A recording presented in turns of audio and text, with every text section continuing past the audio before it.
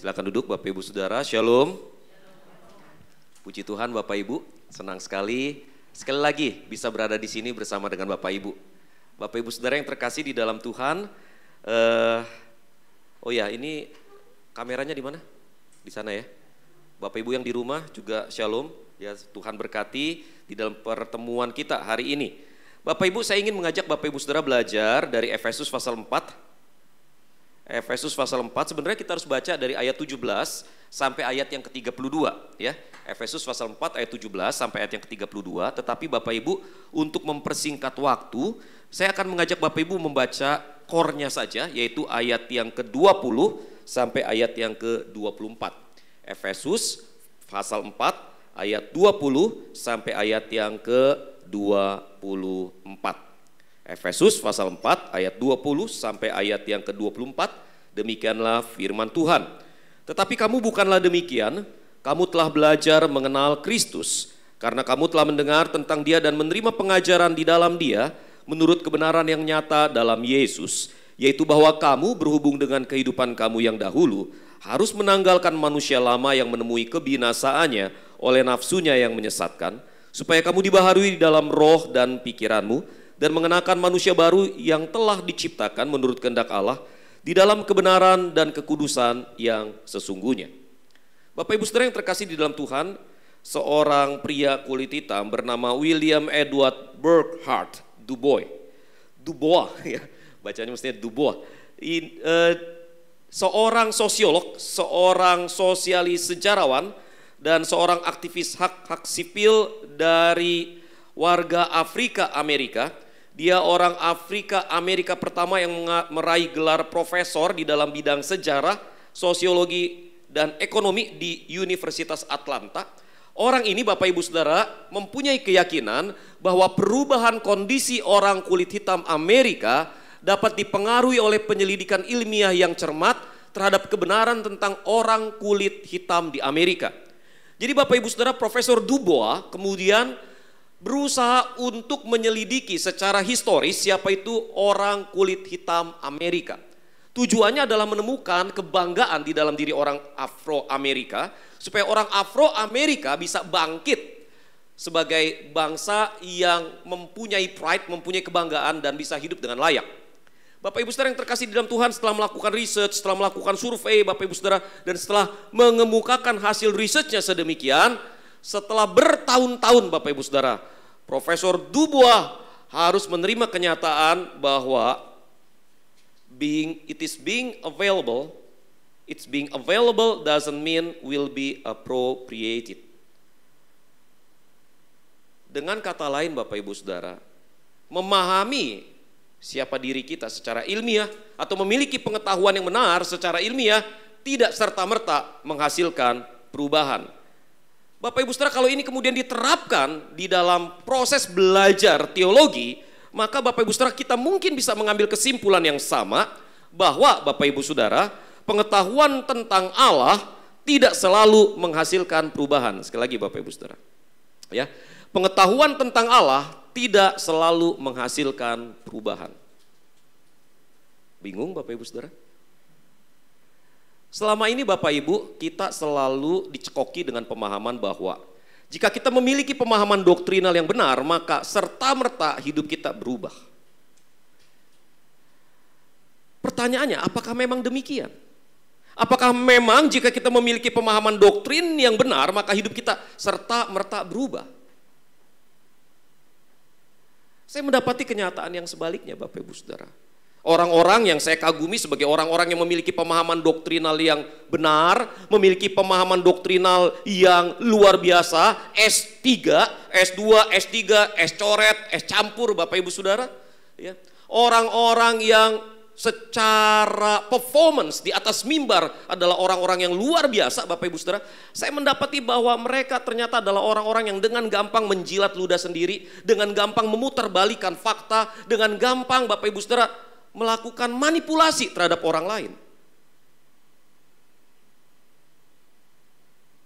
Saya kaget ketika ada seorang ibu yang datang kepada saya, Pak Jim, Bapak ini ngomong begini loh sama saya. Hei, sesuatu yang inappropriate secara seksual.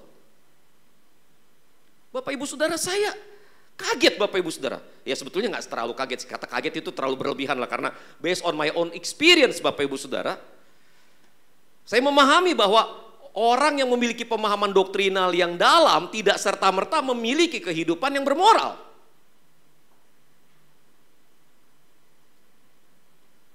Cuma saya berharap ketemu sama orang-orang ini, konsep saya salah. Loh Bapak Ibu Saudara, saya kalau merasa benar, saya tuh berharap salah. Boleh gak begitu Bapak Ibu? Iya toh, daripada kita menghakimi orang, saya pikir saya punya kebenaran A, begitu misalnya ya. Saya gemar memperdebatkan kebenaran itu. Saya gemar membenturkan kebenaran itu. Sebab saya berharap saya salah. Sebab kalau saya salah, berarti kan masih ada kebenaran yang harusnya saya pegang erat-erat dan saya junjung tinggi. Ternyata tidak demikian Bapak Ibu Saudara. Betapa kecewanya. Tapi Bapak Ibu Saudara, lepas dari itu Bapak Ibu Saudara, saya sendiri adalah orang yang demikian. Saya dididik di sebuah seminari yang sangat ketat Bapak Ibu Saudara. Seminari, bukan sekolah teologi saja Bapak Ibu Saudara. Saya itu bukan orang yang belajar teologinya, sorry ya Bapak Ibu ya, dari rumah pulang kerja belajar teologi. Bukan gitu Bapak Ibu Saudara. Saya ngendon di asrama 4 tahun. Bangun pagi buka Alkitab, mau tidur buka Alkitab Bapak Ibu Saudara. Setiap hari yang dibicarakan Alkitab. Makan aja ngomongin firman Bapak Ibu. Kok bisa-bisanya setelah 4 tahun studi saya terjebak pornografi. Saya begitu kecanduan, disebutnya istilah kerennya itu narkolema, narkotika lewat mata. Saya begitu kecanduan pornografi sampai kemudian saya diharuskan cuti akademis kuliah selama 2 tahun masuk panti rehab narkoba. How can it be?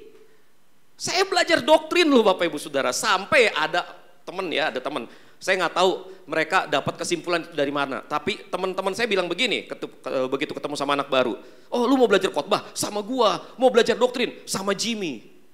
Mau belajar doktrin sama saya? Katanya begitu Bapak Ibu Saudara. Itu mereka yang ngomong, ya saya bukan ngomong begitu. Berarti kan di hadapan teman-teman saya memiliki pemahaman doktrinal yang cukup baik.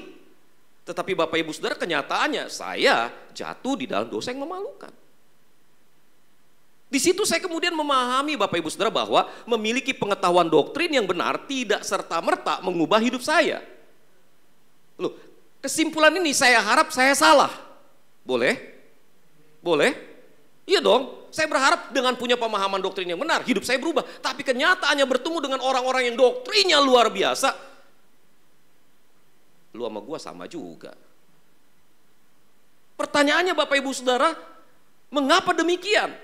Pengetahuan tentang Allah tidak selalu menghasilkan perubahan. Mengapa demikian? Apa yang salah Bapak Ibu Saudara? Mungkin yang salah bukan pengetahuan tentang Allahnya. Yang salah mungkin bukan pengetahuan tentang Allahnya. Yang salah mungkin bukan doktrinnya Bapak Ibu Saudara. Tetapi konsep kita terhadap doktrin itu. Bapak Ibu Saudara, perubahan masih bisa terjadi melalui pengenalan yang benar akan Allah jika kita memiliki pemahaman yang benar tentang pengenalan yang benar itu.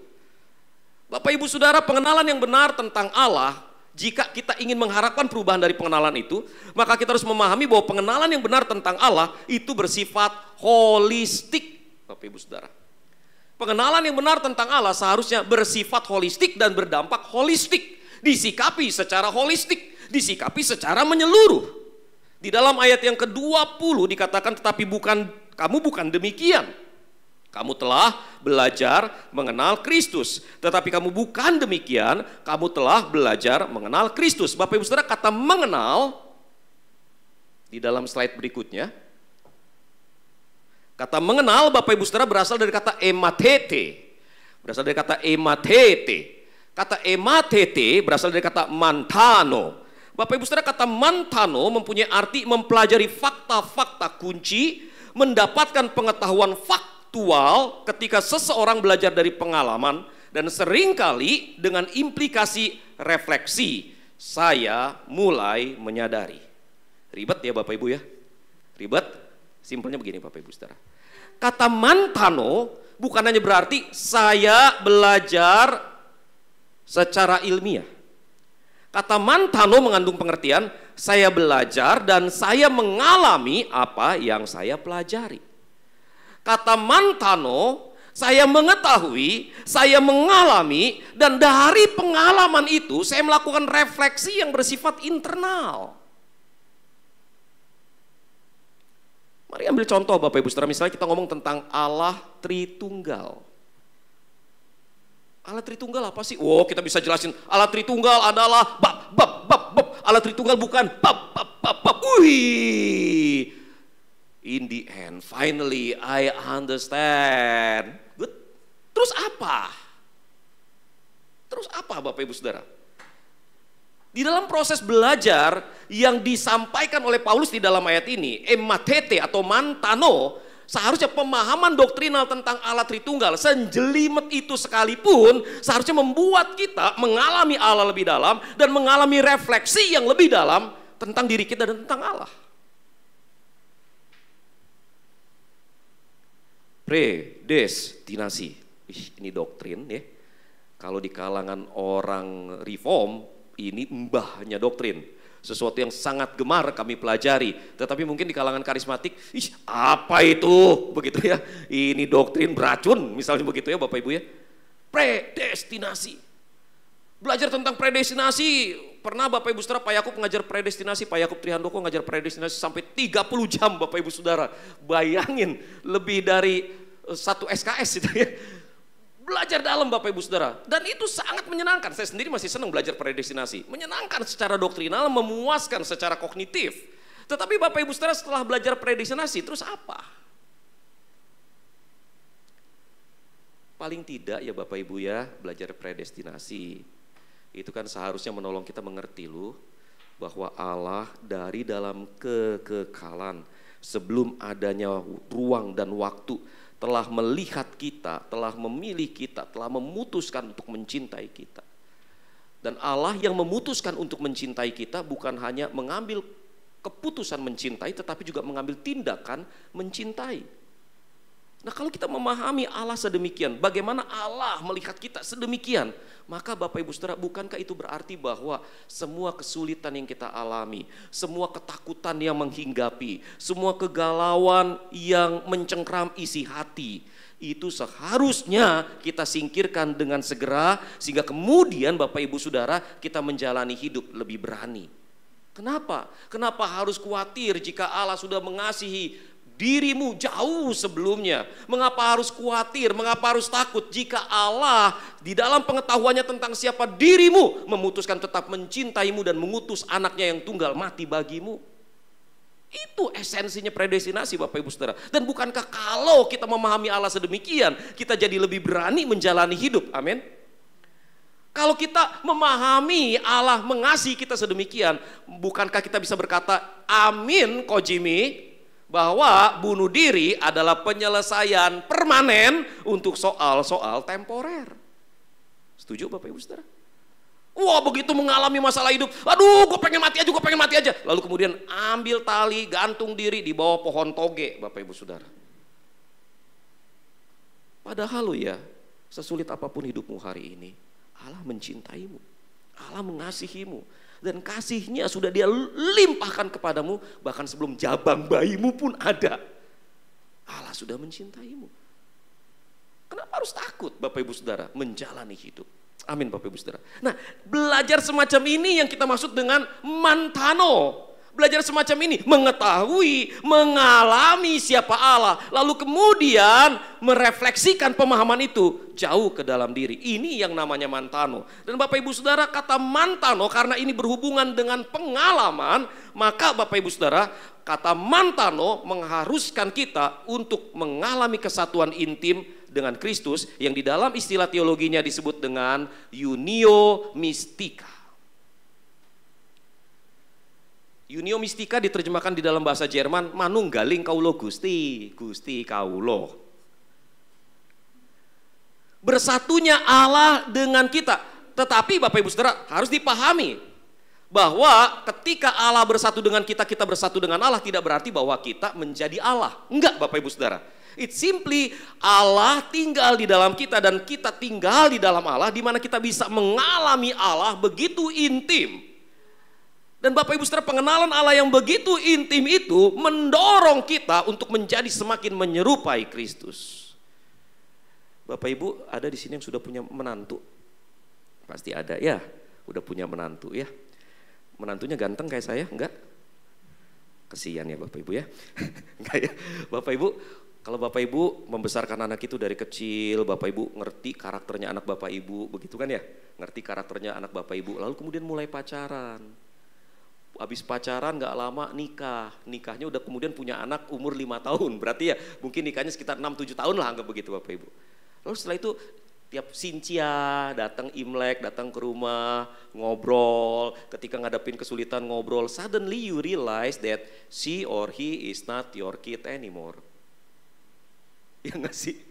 Kok berubah ya? Kok tambah gak kayak gua ya? Kok tambah gak kayak bapaknya ya? Kenapa tambah lama tambah kayak lakinya? Kenapa tambah lama tambah kayak bininya? Begitu kan Bapak Ibu Saudara? Iya gak sih?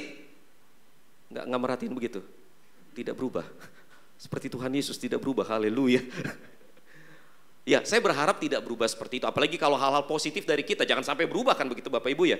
Tetapi Bapak Ibu Saudara, kita melihat bahwa hubungan yang intim dan dalam di antara dua orang berpotensi mengubah orang itu menjadi semakin menyerupai satu dengan yang lain. Betul Bapak Ibu Saudara? Nah, hal yang sama secara logis bisa terjadi di dalam kehidupan kita ketika kita memiliki hubungan yang intim dan dalam dengan Yesus. Ketika kita memiliki hubungan yang intim dan dalam dengan Yesus, kita menjadi semakin menyerupai Kristus. Amin. Dan ini bisa dialami oleh semua orang, bukan hanya oleh para pria. Dan kalau dialami oleh para pria, maka saya yang lebih menyerupai Kristus dibanding dengan bapak-bapak di sini. Ya toh? Amin. Singgono jenggote mulai piara, ya toh, semakin mirip. Nah, ibu-ibu jangan khawatir, menyerupai Kristus tidak berarti numbuhin jenggot. Enggak loh Bapak Ibu Saudara. Yang berubah apa? Kualitas karakter kita. Kita semakin menyerupai Kristus. Nah Bapak Ibu Saudara, ini bukti pengenalan akan Kristus. So when we say that we know God, ketika kita berkata bahwa saya mengenal Allah, buktinya bukan ujian teologi. Buktinya bukan di atas selembar kertas, buktinya bukan secara teoritis. Ketika kita berkata saya belajar tentang Allah, saya mengenal Allah, maka itu harus dibuktikan di dalam kehidupan kita hari lepas hari. Dulu pemarah, sekarang peramah. Dulu kalau ngomong sama istri mendelik, kalau ngomong sama suami ngomong kayak kereta. Sekarang mengalami perubahan. Sehingga kemudian ketika suami, ketika istri, ketika anak ngelihat, oh mama datang ke oikos, oh papa datang ke oikos, wih berubah ya. Itu bukan oikosnya yang berubah Bapak Ibu Saudara, amin. Tetapi pengenalan akan Kristus itu yang diajarkan di atas mimbar, yang diajarkan di bawah mimbar, rupa-rupanya masuk ke dalam relung hati yang paling dalam dan mengubah seluruh hidup kita. Ini yang dimaksud dengan belajar yang sesungguhnya Bapak Ibu Saudara. Nah Bapak Ibu Saudara, Henry Drummond Bapak Ibu Saudara, dia berkata begini. To become Christ-like is the only thing in the whole world worth caring for. The thing before which every ambition of man is folly and all lower achievement vain. Ini boso Jawa sing artine ngene Bapak Ibu Saudara. Menjadi seperti Kristus adalah satu-satunya hal di dunia ini yang layak untuk kita perhatikan Bapak Ibu Saudara. Hal-hal yang lain itu seperti ambisi manusia itu semua kebodohan. Pencapaian-pencapaian gak ada arti Bapak Ibu Saudara. Yang paling penting di dalam dunia ini adalah mengenal Kristus. Amin Bapak Ibu. Saya mengenal seorang ibu usia 73 tahun. Dikhianati suaminya 5 tahun yang lalu. Suaminya selingkuh dan menceraikan dia. Masalahnya pengadilan tidak mensahkan perceraian itu, sehingga kemudian sekarang statusnya tetap suami istri tapi tidak tinggal satu rumah. Itu 5 tahun yang lalu. Sampai hari ini cek benci nih ambe bojone itu loh Bapak Ibu Saudara, sampai kayak ketulang sumsum bencinya. Loh ya saya ngerti toh. Nek orang kalau sudah begitu baik lalu kemudian dikhianati ya pasti rasanya tuh mangkal, bukan cuma mangkal. Kayaknya tuh ya orang itu ya, kalau pakai istilahnya mama saya, disalib, dipotong-potong, dikasih tetesan jeruk. Baru puas hatinya. Saya kadang-kadang serem, mama saya itu lahir dari mana bisa begitu kejam. Bapak Ibu Saudara, itu kan kebencian yang seperti itu. Tapi ini sekarang permasalahannya begini, umur 73, ngomong benci, pengen punya bisnis, pengen usir suaminya, pengen begini, pengen begitu. Aduh. Saya bilang begini, Ai, itu ibu uci lu Ai. 73 tahun loh. Firman Tuhan bilang kalau kuat paling sampai 80 tahun. Betul gak? Berarti sisa umur AI loh tinggal 7 tahun. Bukan maksud kurang ajar loh. Minta maaf Bapak Ibu. Saya kalau konseling sama saya siap-siap mental lah. Saya ngomongnya selalu begitu sih, belak-belakan. AI sisa umur 7 tahun. 7 tahun itu kalau panjang loh. Iya, kalau besok meninggal juga gimana ya Pak Jimmy ya? Siapa tuh ntar malam meninggal. Mosok loh Ci, 7 tahun sisa hidup di dunia. AI gak mau lebih bahagia. AI gak mau mencapai pencapaian yang lebih sempurna. Kaya udah gak mungkin. Tapi masa ia gak mengalami Yesus? Amin Bapak Ibu Saudara. Loh, sekarang kita masih muda. Pak Jimmy berarti ya kita kejar kekayaan dulu, nanti sisa 7 tahun baru kita cari Yesus, mengenal Yesus ya Pak Jimmy ya. Iya kalau lu sampai 7 tahun. Kalau kagak ntar malam dipanggil pulang bagaimana? Enggak. Dari sekarang Bapak Ibu Saudara jadikan itu yang utama. Mengenal dan mengalami Kristus, mengenal dan mengalami Kristus, diubah melalui pengenalan itu. Bapak Ibu Saudara, ini yang harusnya kita pahami Bapak Ibu Saudara, bahwa penting bagi kita mengenal Kristus, dan pengenalan itu seharusnya mengubah siapa kita. Amin Bapak Ibu Saudara. Dan tentu saja Bapak Ibu Saudara, ini adalah sebuah proses seperti yang dikatakan oleh Rick Warren Bapak Ibu Saudara. Dia berkata begini, becoming like Christ is a long, slow process of growth. Menjadi seperti Kristus adalah sebuah proses pertumbuhan yang panjang dan lambat. Panjang dan lambat, persis kayak mau buka cabang restoran Bapak Ibu Saudara. Kepala kita udah sampai sono, kayaknya kita mau lari. Lamanya minta ampun. Ada proses ini, ada proses itu, ada ini, ada itu. Setengah mati Bapak Ibu Saudara. Itu rasanya ya seperti kita gak bisa berenang, nyemplung di dalam kolam renang yang tingginya setinggi dada kita. Lalu kemudian di depan kolam, di ujung kolam renang itu ada orang ngawe-ngawe pakai emas begini, ayo cepet ayo. Lah kitanya nggak bisa berenang, terpaksa jalan di dalam air. Abot, betul gak Bapak Ibu? But that is the process. Itu proses yang harus kita lalui jika kita ingin diubahkan melalui pengenalan yang benar akan Kristus. Seluruh aspek kehidupan kita seharusnya dijamah oleh pengenalan itu. Pikiran, perasaan, tindakan dijamah oleh perubahan itu. Perubahan itu mensyaratkan proses. Ini yang kedua Bapak Ibu Saudara. Pengenalan yang benar akan Allah, pengenalan yang benar tentang Allah mensyaratkan proses. Di dalam ayat berikutnya Paulus berkata, yaitu bahwa kamu berhubung dengan kehidupan kamu yang dahulu harus menanggalkan manusia lama yang menemui kebinasaannya oleh nafsunya yang menyesatkan, supaya kamu dibaharui di dalam roh dan pikiranmu dan mengenakan manusia baru yang telah diciptakan menurut kehendak Allah di dalam kebenaran dan kekudusan yang sesungguhnya. Bapak Ibu Saudara, mengenai proses perubahan, Bapak Ibu harus memahami bahwa proses adalah perubahan dari kondisi lama ke kondisi baru. Proses adalah perubahan dari kondisi lama ke kondisi baru. Kalau Bapak Ibu lihat ya, di dalam slide berikutnya, Bapak Ibu Saudara bisa melihat bahwa perubahannya itu dari manusia lama. Manusia lama yang seperti apa sih? Manusia lama yang menemui kebinasaannya oleh nafsunya yang menyesatkan. Menjadi apa? Menjadi manusia baru. Nah, manusia baru ini menarik Bapak Ibu Saudara. Telah diciptakan, berarti sudah ada. You cannot make yourself new. No. You cannot make yourself new. Kenapa? Because we are rotten already. Kita ini udah terlanjur busuk duluan. Efesus pasal 2 ayat 1 katakan kamu dahulu telah mati di dalam pelanggaran dan dosa-dosamu. Kita sudah busuk duluan Bapak Ibu Saudara. So, if we are rotten already, how can we make ourselves new? Jika kita memang sudah busuk dari awalnya, bagaimana kita bisa membuat diri kita baru? Bagaimana orang yang timpang kemudian bisa berjalan dengan kekuatannya sendiri? Lah wong kakinya nggak ada. So the only way to change our life, satu-satunya cara untuk mengubah hidup kita adalah dengan mengalami pembaharuan yang dari Allah. Itu sebabnya digunakan kata past tense Bapak Ibu Saudara. Telah diciptakan menurut kehendak Allah di dalam kebenaran dan kekudusan yang sesungguhnya. Dengan kata lain, pembaharuan diri kita dilakukan oleh Allah. We cannot make ourselves new. Jadi kalau kita ingin mengalami pembaharuan, first of all, we have to come to Jesus. Pertama-tama harus datang dulu kepada Yesus. Dengan rendah hati mengakui saya bukan siapa-siapa, saya bukan apa-apa, saya tak mampu melakukan apa-apa, saya layak mati di dalam perapian yang menyala-nyala. Saya butuh Tuhan. Dengan rendah hati, membuka hati, membiarkan Tuhan hadir dan menyelamatkan diri kita. Dan kemudian menyerahkan seluruh tampuk kepemimpinan diri kita kepada Allah. We are no longer Lord of ourselves. We become slave of God. Itu yang penting Bapak Ibu Saudara. Kita harus datang dengan rendah hati, mengaku Yesus sebagai Tuhan yang take over the whole control of our lives. Di momen itu baru dia memperbaharui semuanya. Dia memperbaharui seluruh diri kita. Dan dari titik itu baru kita kemudian mengalami proses pertumbuhan yang seharusnya. Gampangnya begini Bapak Ibu Saudara. Bapak Ibu, jadi seperti hari ini.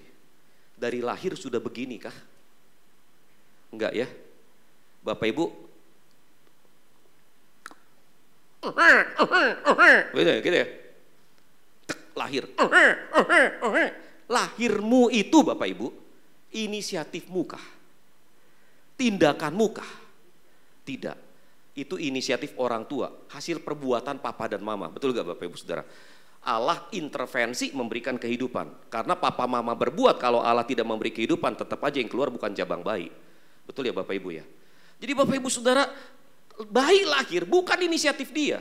Dan untuk beberapa waktu lamanya dia dikasih makan, betul gak? Untuk beberapa waktu lamanya dia dikasih pakaian, untuk beberapa waktu lamanya dia dikasih pendidikan, minimal sampai dia dianggap cukup layak akil balik, betul gak Bapak Ibu? Nah waktu dia kecil umur 2 tahun kita mau berangkat kerja, gandoli. Wah seneng toh, lihat ada cucu enggandoli, ada anak enggandoli, seneng toh Bapak Ibu toh. Wah papa jangan pergi, main sama dedek. Wih seneng, kayaknya anak tergantung sama kita seneng Bapak Ibu Saudara. Umur dia 30 begitu terus. Apa enggak benceno Bapak Ibu Saudara? Umur 30, papa jangan pergi, wadah. Sepak. Betul gak Bapak Ibu? Di umur dia, ketika dia akil balik, dia seharusnya bisa mandiri. Dia harus berinteraksi dengan siapa dia yang diberi modal oleh papanya. Betul gak? Hei sebagai papa saya sudah beri kamu modal kehidupan. Saya sudah beri kamu modal pakaian. Saya sudah beri kamu modal pendidikan. Ayo jadilah seorang pria yang bertanggung jawab. Kan maunya seperti itu Bapak Ibu Saudara. Tapi modal awalnya harus datang dari orang tua. Betul kan Bapak Ibu Saudara? Dan Allah menciptakan manusia baru menurut kehendak Allah dalam kebenaran dan kekudusan yang sesungguhnya. Artinya apa? Di dalam kebenaran dan kekudusan yang ada di dalam Yesus Kristus.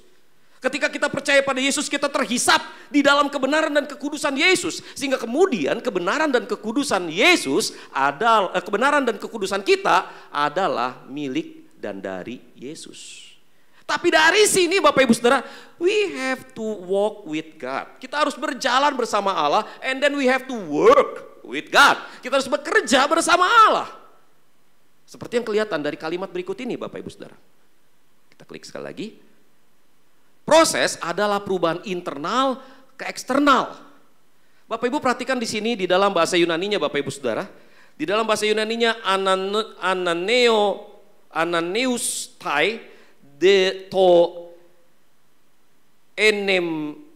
enumati tu nus humon, tu nus humon, numati ya, ananustai deto numati tu nos humon. Bapak Ibu Saudara, di dalam terjemahan LAI itu bunyinya begini Bapak Ibu Saudara, di dalam terjemahan LAI, supaya kamu dibaharui di dalam roh dan pikiranmu.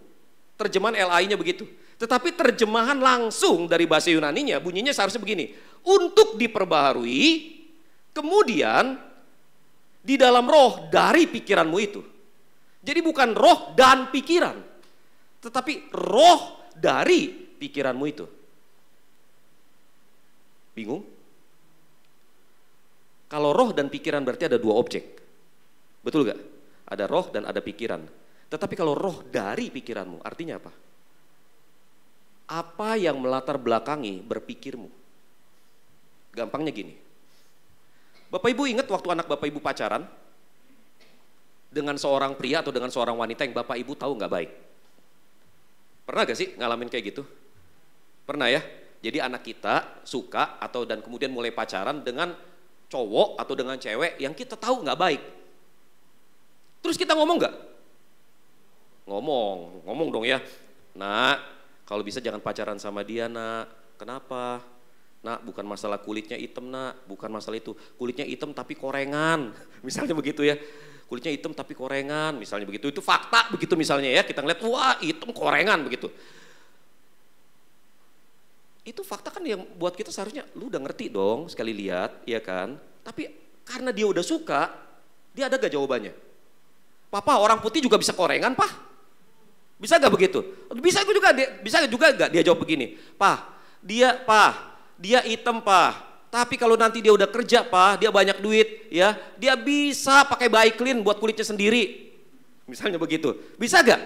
Bisa, dengan kata lain dia mulai merasionalisasi. Betul gak Bapak Ibu Saudara? Ada aja jawabannya dan jawabannya terdengar rasional. Tetapi Bapak Ibu tahu bahwa sebetulnya bukan rasionalisasinya yang kita khawatirkan, tetapi spirit di balik pikiran itu. Bahwa memang secara motif anak ini udah suka. Betul gak sih? Coba deh Bapak Ibu nonton TV. Jangan nonton sinetron terus, tapi mulai nonton TV nih Bapak Ibu Saudara ya. Nonton TV, nonton berita. Bapak Ibu Saudara, kita misalnya ngelihat koruptor ketangkep atau maling ayam ketangkep. Pokoknya semua yang ketangkep itu ada alasan gak? Ada alasan gak? Ada alasannya kan untuk membenarkan dia, betul gak? Ya Bapak Ibu pernah lihat di TikTok itu yang bapak-bapak ketangkep selingkuh sama istrinya? Aku kasih tahu kau ya, aku kasih tahu kau kenapa aku pilih dia. Kalau kau ini rasanya itu aja. Kayaknya kau tuh rasa tomat aja. Kalau yang ini nano dia. Sampai ada argumentasi kayak begitu Bapak Ibu Saudara. Bayangin. Mulai merasionalisasi, tetapi bukan rasionalisasinya yang kita lihat. Apa yang kita lihat Bapak Ibu? Spirit, semangat, motif di balik itu. Jadi Bapak Ibu Saudara, yang perlu diperhatikan adalah sesuatu yang melandasi dan menggerakkan pikiran. Apa yang melandasi dan menggerakkan pikiran seseorang? Standar nilai. Saya ajak lihat Bapak Ibu slide ini Bapak Ibu Saudara. Saya belajar ini dari Aubrey Malpurs, ya, seorang tokoh pertumbuhan gereja. Bapak Ibu tahu apa ini Bapak Ibu? Ini iki loh, sing iki pikiran, sing iki loh. Hah? Betul Bapak Ibu Saudara, ini kuku Bimo. Oh bukan ya Bapak Ibu ya. Ini iceberg, gunung es. Bapak Ibu tahu film Titanic? Jack, I'm flying. Makanya Bapak Ibu Saudara dia nabrak. Lawong di laut kok flying Bapak Ibu Saudara, ya toh. Nah Bapak Ibu Saudara, nabrak apa? Nabrak ini loh Bapak Ibu Saudara. Kan kapal di sini. Kalau dari sini ya ini, wah mungkin masih bisa belok. Pas dia mau belok kagak bisa, di sini lebih gede. Ya. Kalau ini adalah pikiran Bapak Ibu, maka Bapak Ibu Saudara pahami bahwa bagian ini yang kelihatan, bagian ini nggak kelihatan. Yang kelihatan ini bisa kita lihat dari aksi-aksi yang dia ambil, tindakan-tindakan yang dia ambil, kebiasaan-kebiasaan yang dia buat. Oke, misalnya saya ada kebiasaan menunda mandi Bapak Ibu Saudara. Menunda mandi. Jadi orang-orang kalau tahu, ih Pak Jimmy ganteng-ganteng nggak mandi, misalnya gitu ya. Saya ada rasionalisasinya sih. Kambing nggak mandi laku ndak? Laku toh, loh ya toh, apalagi saya. Terus kalau orang tuh mandi karena badannya kotor dan bau. Loh kalau saya kan merasa setiap hari wangi dan bersih. Mandi nggak mandi saya merasa wangi dan bersih. Apa gunanya saya mandi? Misalnya rasionalisasinya gitu. Tapi ada aksi, ada kebiasaan, aksi yang dilakukan berulang-ulang jadi kebiasaan, kebiasaan yang dihidupi terus-menerus menjadi karakter. Ini yang kita lihat. Orangnya pemarah. Orangnya itu pencemburu, misalnya seperti itu Bapak Ibu. Ini yang kita lihat, tetapi Bapak Ibu Saudara, ini lahir dari sini Bapak Ibu. Ini lahir dari sini. Dari mana Bapak Ibu Saudara? Ini adalah keyakinan, core beliefs and core values. Core beliefs dan core values itu yang melatar belakangi munculnya pikiran-pikiran yang lain. Maaf ya Bapak Ibu ya, saya berteman dengan siapa aja, apapun sukunya saya berteman. Tapi dulu mama saya sebelum saya bertobat, mama saya bilang begini, Jim, jangan pacaran sama non Tionghoa ya. Kenapa mah? Karena kita Cungko dan Cungko, negara tengah, kita lebih tinggi posisinya dari yang lain. Oh, dia ngomong begitu kan ya Bapak Ibu ya? Enggak Pak Yo, ini memang saya turunin supaya nggak kedengeran banyak-banyak. Ntar direkam lagi. Sangkanya saya rasis begitu. Saya berteman teman sama siapa aja, tapi saya nggak pacaran sama non Tionghoa Bapak Ibu Saudara. Karena jangan orang tua begitu. Saya diindoktrinasi bahwa ras kita jauh lebih tinggi daripada ras orang lain. Sampai satu ketika Bapak Ibu Saudara, saya main ke Jogja, ada bapak-bapak ngomong begini di dalam bahasa Jawa ya. Pokoknya dia bilang begini, pokoknya bapak ndak setuju. Ojo pacaran ambe wong Cino. Loh apa Pak? Wong Cino itu jorok. Di situ mental saya kena. Mana joroknya? Saya diam aja Bapak Ibu Saudara. Sampai satu ketika saya diajak makan dimsum. Bapak Ibu kalau di Jakarta restoran dimsum itu meja bulat ditutupin sama taplak plastik. Betul gak? Di sini gitu juga gak? Enggak ya? Iya. Bapak Ibu ngerti gak kenapa ditutupin taplak plastik? Ikut-ikutan. Tahu kenapa? Dia nyala sendiri Bapak Ibu Saudara. Suka begitu, saya suka takut sama handphone saya. Kok diem-diem bisa nyala begitu ya? Bapak Ibu, tahu kenapa dikasih taplak plastik? Karena kalau misalnya kita makan ceker, itu you know ceker, ya kita makan ceker sambil ngomong, cuy, kemana Bapak Ibu? Ke atas meja, fosilnya di situ. Wih, corok tenanan Bapak Ibu Saudara. Belum lagi ya kalau kita makan sama yang usianya di atas Pak Yo ya. Yang usia makan sama dengan yang usianya di atas Pak Yo, itu Bapak Ibu perhatiin deh. Kalau orang Tionghoa zaman dulu di meja bundar itu nggak ada sendok sayur loh Bapak Ibu Saudara, kecuali sendok kuah. Iya toh. Jadi yang tua tuh biasa begini. Jimmy, dia sambil makan gitu kan ya, pakai sumpit dia. Lalu kemudian dia colok sumpit dia ke dalam sayur, dia ambil sayurnya pakai sumpit dia taruh di piring kita. Bekas jigong dia. Dalam hati, iki tenanan coro iki. Tapi saya masih belum bisa terima Bapak Ibu Saudara. Saya masih belum bisa terima. Lalu kemudian saya ada pelayanan di Tebeng, ya, Tebeng Tinggi. Kalau orang Surabaya ngomongnya bukan tebing tinggi Bapak Ibu Saudara. Orang Medan ngomongnya bukan tebing tinggi tapi Tebeng. Saya pelayanan di Tebing Tinggi Bapak Ibu Saudara. Terus sambil jalan saya bilang gini, brother, sobat, makan apa kita pagi? Oh ya pergi ke Kopitiam. Pergi ke Kopitiam Bapak Ibu Saudara. Begitu sampai di Kopitiam, sepanjang jalan saya ngeliat ini aspal kenapa ada putih-putih kayak orang panuan gitu loh. Kayak orang panuan. Jadi saya jalan sambil makan, terus sambil ngomong sambil makan saya ngomong gini sama teman saya, bro, itu jalanan kenapa aspal putih-putih begitu ya, ada apa ya? Lalu kemudian bilang gini, abis makan nanti lu lihat ya, kenapa? Abis makan itu acek-acek ikut pulang pakai celana pendek, kaoswan begitu ya, sambil jalan, dia buang di situ Bapak Ibu Saudara. Wih putih, wah ilah acek, wih corok cek. Tapi kita punya core value kita, we do believe that we are the higher race over others. Nggak peduli bagaimana kelakuannya, tapi wah kita itu lebih tinggi posisinya. Sehingga kemudian kita indoktrinasi, jangan begini, jangan begitu, jangan bergaul sama ini, jangan bergaul sama gitu. Begitu saya udah dewasa, saya baru ngerti, semua suku juga sama. Semua suku kan punya kebanggaan terhadap dirinya sendiri. Nggak peduli warna kulitnya apa, betul gak Bapak Ibu Saudara? Akhirnya core value, keyakinan dan core value-nya mempengaruhi bagaimana dia bersikap. Nah Bapak Ibu Saudara, yang perlu diperhatikan ketika belajar doktrin adalah bagaimana firman Tuhan itu ngantem ke sini, bukan ke sini. Bagaimana firman Tuhan itu bicara pada keyakinanmu yang paling dalam. Bapak Ibu pernah gak ketemu sama anak remaja, ya? Bapak Ibu udah bilang kamu itu cantik, kamu itu baik, kamu itu luar biasa. Enggak, aku jelek ma, aku gak mau bergaul. Yesus mengasihimu, ya tapi aku jelek. Dia tetap berkeyakinan dia jelek, nggak peduli Yesus mati buat dia. Mesti kita bilang ya, emang lu jelek sih, makanya Yesus mati buat lu. Coba lu cakep, setan culik lu. Mungkin kita perlu ngomong gitu. Tapi Bapak Ibu perhatikan, yang paling penting adalah memastikan bahwa firman Allah firman Allah mengalahkan spirit of your thought. Itu sebabnya Bapak Ibu Saudara, ketika kita membaca dan merenungkan firman Allah itu seharusnya Bapak Ibu Saudara masuk ke dalam lubuk hati kita yang paling dalam. Renungkan baik-baik, tapi nggak gampang Bapak Ibu Saudara. Hal itu sulit terjadi hanya dengan duduk diam mendengarkan khotbah. Sulit Bapak Ibu Saudara. Perubahan tidak terjadi segampang itu sayangnya. Bagaimana gereja bisa memastikan perubahan terjadi di dalam kehidupan jemaat? Kita lihat slide yang satu ini Bapak Ibu Saudara. Klik sekali lagi. Sebuah gereja baru bisa memastikan pertumbuhan jemaat jika pertumbuhan jemaat di dalam gereja terencana dan terstruktur secara sistematis.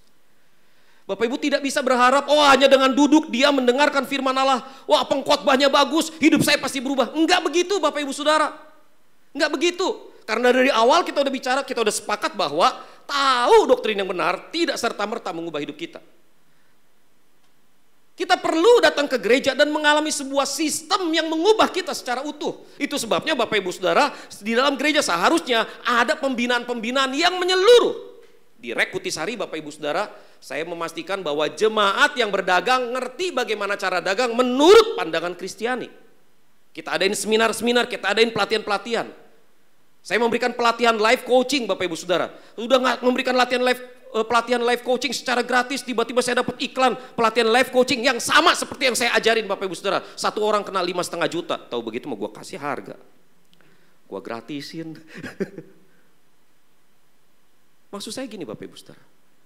Gereja seharusnya menjadi sebuah tempat, menjadi sebuah komunitas di mana setiap orang datang dan berkomunitas. Dan komunitas itu harus dirancang secara sistematis untuk memastikan bahwa orang yang masuk ke dalamnya mengalami perubahan. Itu sebabnya Bapak Ibu Saudara, bahkan mulai dari doktrin, kan kognitif ya. Secara kognitif, gereja harus mengajar jemaat integrasi antara firman dengan psikologi, integrasi antara firman dengan kehidupan, dan mengajarkannya secara sistematis. Sehingga jemaat kemudian terhisap ke dalam satu bentuk pengajaran yang memastikan perubahan cara berpikir. Dan bukan hanya merubah cara berpikir, gereja juga harus menyediakan sebuah wadah di mana jemaat mengalami pemulihan hati. Saya dengar dari Bu Linda akan ada seminar tentang berhala. Bapak Ibu Saudara, ini seminar yang sangat bagus Bapak Ibu. Kenapa? Sebab melalui seminar ini kita diajak untuk melihat bahwa yang menyebabkan kita sulit berubah adalah adanya berhala di dalam hati kita. Tetapi yang jadi problem adalah setelah seminar apa? Karena Bapak Ibu Saudara, setelah seminar, setelah kita tahu berhala kita apa, harus ada tindakan yang terukur untuk mengusir berhala itu dari dalam hidup kita. Dan ini hanya bisa disediakan oleh gereja sebagai sebuah komunitas yang memberdayakan jemaat. Penting untuk berkomunitas secara demikian. Bapak Ibu yang terkasih di dalam Tuhan Yesus Kristus.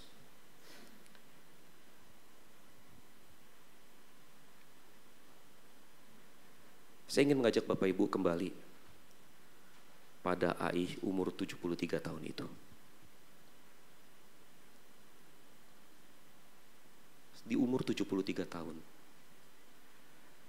apa yang Bapak Ibu mau pegang, mau ceritakan, mau bawa dalam hidup Bapak Ibu? Di umur 73 tahun, apa yang Bapak Ibu mau pegang, mau ceritakan, mau bawa sampai ke liang kubur? Bapak Ibu mau cerita tentang betapa masaknya ibu-ibu? Mama dulu juara masak kalau di kampung, makanya masakan mama enak. Mau cerita gitu? Boleh aja sih, tapi apa gunanya? Lawong lidahnya kita sendiri yang masak udah gak bisa rasa. Betul Bapak Ibu? Lo kita yang bapak-bapak mau cerita, lu lihat ini ya bisnis ini kan engkong yang bikin. Engkong, bisnis lu maju, mobil lu 3, emang lu kendarain semua sekali waktu? Gak bisa Kong, sorry. Mati juga gak kita bawa ke liang kubur. Betul gak sih? Apa yang kita mau bawa? Yang paling mungkin adalah kita melihat pasangan kita, lalu kemudian kita bersyukur karena dia masih ada bersama dengan kita sampai akhir hayat. Tetapi Bapak Ibu Saudara, itu kalau hubungannya bagus. Kalau pernah selingkuh, oh manusia ini sial, gua kawin sama dia. Gitu enggak? Jadi apa yang kita mau bawa? Kita mau bawa Yesus di dalam hidup kita. Yesus yang mengubah hati kita. Yesus yang mengubah seluruh hidup kita. Kita mau melihat hidup kita berubah. Bapak Ibu Saudara, pencapaian-pencapaian selalu memuaskan hati. Pencapaian ijazah kuliah memuaskan hati. Pencapaian sertifikasi bidang tertentu memuaskan hati. Mencapai potensi ekonomi sedemikian memuaskan hati. Apapun itu memuaskan hati. Tetapi nggak ada yang kekal dan tidak ada yang sebaik perubahan dirimu di dalam Yesus. Amin Bapak Ibu. Mari kita kejar itu. Saya berikan persembahan pada Bapak Ibu satu slide yang terakhir. My central claim is that we can become like Christ by doing one thing, by following Him in the overall style of life He chose for Himself. Klaim utama saya, klaim pusat saya adalah bahwa kita bisa menjadi semakin menyerupai Kristus dengan melakukan satu hal, hanya satu hal, mengikuti Dia di dalam seluruh gaya hidup yang Dia pilih untuk lakukan. Seorang pendeta pernah bilang begini sama saya, pendeta ya, Jim, gua heran sama lu orang pendeta-pendeta reform, kok bisa ya hidup lu orang begitu sederhana, nggak kayak kita orang, nggak kayak dia pendeta juga, nggak kayak kita orang. Saya lihat ikat pinggangnya, LV. Saya nggak tahu LV itu singkatan apa Bapak Ibu Saudara, mungkin Elvis Presley gitu maksudnya. Terus saya diam, Bapak Ibu Saudara, sambil ketawa saya bilang begini, bro, gue juga heran. Iya lu heran juga ya? Iya bro, gue juga heran. Lu heran apa bro? Gue heran sama lu, kenapa lu heran sama gue? Lu maksud lu gimana bro? Bro, kita ini kan pendeta. Yesus meninggalkan surga mulia, turun ke dalam dunia, tinggal bersama dengan kita, lahir di kandang binatang. Lu ngarepinnya lahir di Pondok Indah.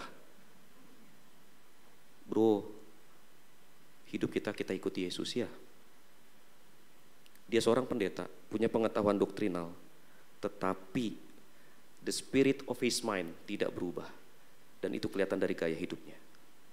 Bapak Ibu Saudara, biarkan firman itu mengubah spirit of our mind dan menolong kita mengalami Kristus, menjadi semakin menyerupai Kristus.